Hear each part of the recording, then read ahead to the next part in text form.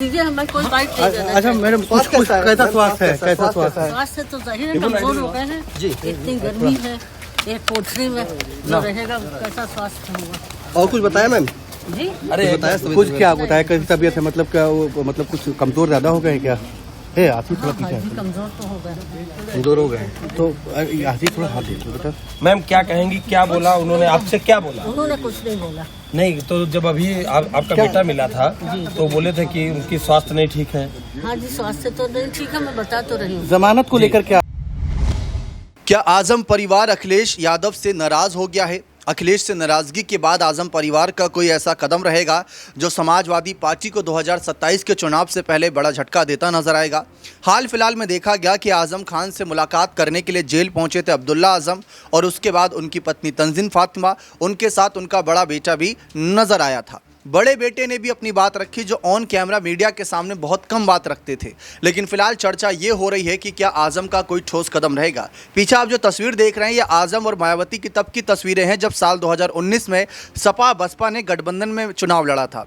तब समाजवादी पार्टी के सिंबल से रामपुर सीट से आजम खान चुनावी मैदान में थे और मायावती उनके समर्थन में वोट मांगने के लिए आई थी। और मायावती ने समय समय पर जब जब आजम पर कोई ना कोई मुसीबत मंडराई है तब तब बयानों के जरिए उनका थोड़ा बहुत समर्थन जताया है। हाल फिलहाल में चुप्पी साधे रखी है, लेकिन उस चुप्पी के भी कई अलग अलग मायने देखे जा रहे हैं। लेकिन सबसे बड़ी चुप्पी तो आजम के परिवार ने अखिलेश और समाजवादी पार्टी को लेकर साध रखी है।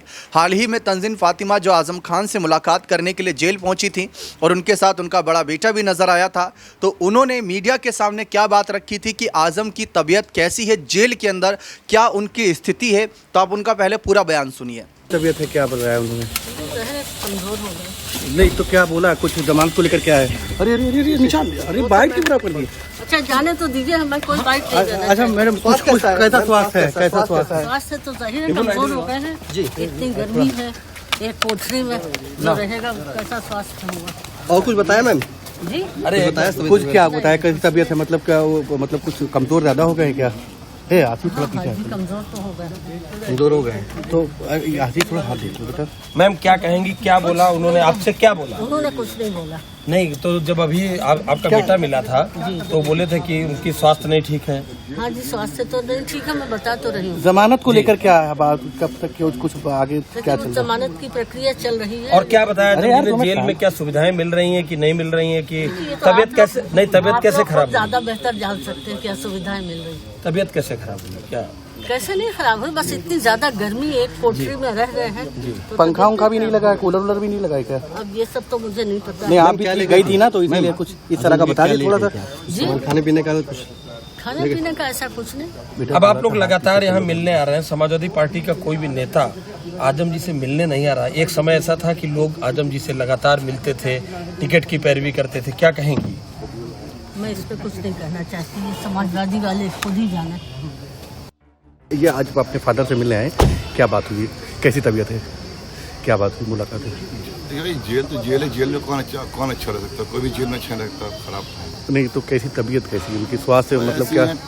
जेल में कोई अच्छा नहीं लगता, जेल तो जेल है। नहीं तो उनका ये नहीं देखा जो, तो आपने वो देखा होगा, क्या बोलते हैं जो कमज़ोर हो गए हैं और पंखा उंखा भी बता रही नहीं है। हाँ जाहिर सी बात है, जो जेल के मैनुअल की चीज़ें होती हैं वही हैं, हल्के से कमज़ोर भी हैं, उम्र भी है थोड़ी। पंखा और कूलर कुछ लगा है? नहीं मैं, हाँ जो जेल में होता है वो आप अभी हो कर रहे हैं, क्या पंखा कूलर कुछ लगा? तो हर जगह होता है। अच्छा बताया गया तो बीमार चल रहे हैं आजम खान साहब। जेल तो जेल है ना, जेल में कौन अच्छा रह सकता है बताइए? जेल में कोई अच्छा भी रह सकता है क्या? अच्छा उनके शुभचिंतक चाहते हैं कि बहुत जल्दी आ भी जाएं वापस। क्यों नहीं चाहते हैं? सब लोग चाहते हैं। क्या है जमानत को लेकर, क्या आपकी तैयारी चल रही है? देखा आप सभी ने किस तरीके से आजम परिवार की तरफ से साफ कह दिया गया कि मतलब अब तो उम्मीद सिर्फ भगवान से है, अल्लाह से। ये बात उनके द्वारा साफ की गई। अब ये कह देना कि उम्मीद अब किसी और से नहीं रही, तो क्या अखिलेश से भी कोई उम्मीद नहीं रही? और अगर उम्मीद नहीं रही तो क्या अगला कदम होगा? क्योंकि देखिए, जो आजम का बड़ा बेटा है और जो उनकी बहू है वो चुनाव लड़ने के लिए अभी सक्षम है। एक नज़रिए से देखें, भले ही अब्दुल्ला आजम जो जेल से बाहर आए थे उन्होंने अखिलेश से एक बार भी मुलाकात नहीं करी। इसके साथ साथ जो एसटी हसन है, समाजवादी पार्टी के बड़े नेता, पूर्व सांसद, उनकी भी अगर हम बात करें तो वो भी कह रहे हैं कि अखिलेश यादव ने जितना आजम खान के लिए किया उतना किसी ने नहीं किया। वो तो अलग बात है कि वो गिनवाते नहीं हैं। बहुत से लोगों का यही कहना है, सपा कार्यकर्ताओं का, कि कुछ लोग हैं जो करके गिनवाते हैं और कुछ लोग ऐसे हैं जो करके बताते नहीं, लेकिन हाँ करते काफ़ी कुछ हैं। यही बात अब्दुल्ला आजम ने 3 साल पहले 2022 के चुनाव के वक्त भी कही थी अखिलेश यादव के प्रति। उन्होंने कहा था कि अखिलेश यादव ने जितना हमारे परिवार के लिए किया है शायद किसी ने किया हो, किसी ने सोचा हो। लेकिन आज वही अब्दुल्ला आजम ना तो अखिलेश से मुलाकात कर रहे हैं, ना ही समाजवादी पार्टी को लेकर कोई बातचीत रख रहे हैं, ना अखिलेश उनको लेकर कोई बातचीत रख रहे हैं। आजम परिवार के प्रति भले ही अखिलेश यादव समय समय पर कोई बात कर देते हैं, चुनावी माहौल बनता है तो मुलाकात कर लेते हैं, क्या उतना भर काफ़ी है? ये सवाल काफ़ी ज़्यादा रहेंगे। लेकिन जिस तरीके से तंजीम फातिमा का बयान सामने आया उस पर सवाल कई उठ रहे हैं कि इनका अगला ठोस कदम क्या होगा। क्या इनका अगला कदम यही होने वाला है कि सपा से पूरी तरीके से किनारा कर लिया जाए, परिवार के अगर किसी चेहरे को आगे बढ़ाया जाए तो वो बसपा के सिंबल से उतरे? अब मैंने इसमें कांग्रेस या भाजपा को इन्वॉल्व क्यों नहीं करा? देखिए, भारतीय जनता पार्टी के ही शासनकाल में आजम और उनके परिवार पर इतने केसेस हुए, जेल जाना पड़ा। उससे पहले तो राहत ही थी।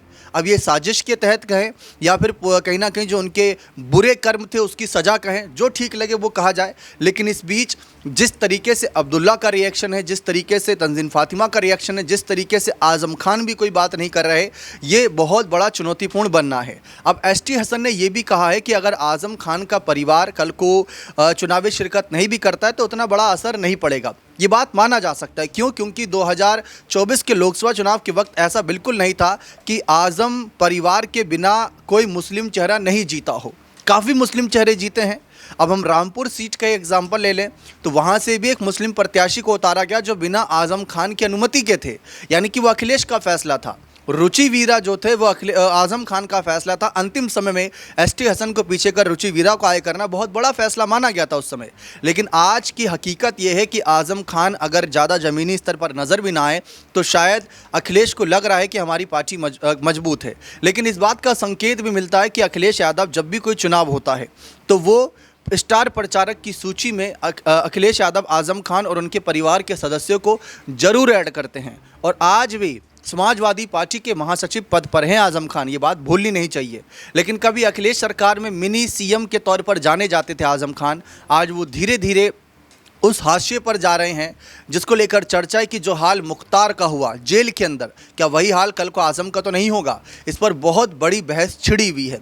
और ऐसे में अगर ऐसा कुछ होता है तो परिवार को आज ही एक ठोस कदम उठाना होगा। और वो ठोस कदम क्या होगा? क्या किसी और पार्टी का दामन थामेंगे या फिर पूरी तरीके से राजनीति से दूरी कर लेंगे, किनारा कर लेंगे? ये देखना दिलचस्प रहेगा। फिलहाल चर्चा ऐसी बात की है कि आज़म खान और उनके परिवार का अगला फैसला क्या होता है। और अखिलेश यादव क्या अगर कल को ऐसी कोई चुनौती बनती है कि आज़म खान नाराज़ होकर जाना चाहें, कोई पाला बदलना चाहें, तो क्या अखिलेश उन्हें जाने देंगे इतनी आसानी से? या आज़म खान के प्रति अखिलेश हल्ला बोल करेंगे या उनके प्रति सम्मानपूर्वक बातें रखेंगे? देखना दिलचस्प रहेगा। बने रहें चैनल के साथ। बहुत बहुत शुक्रिया।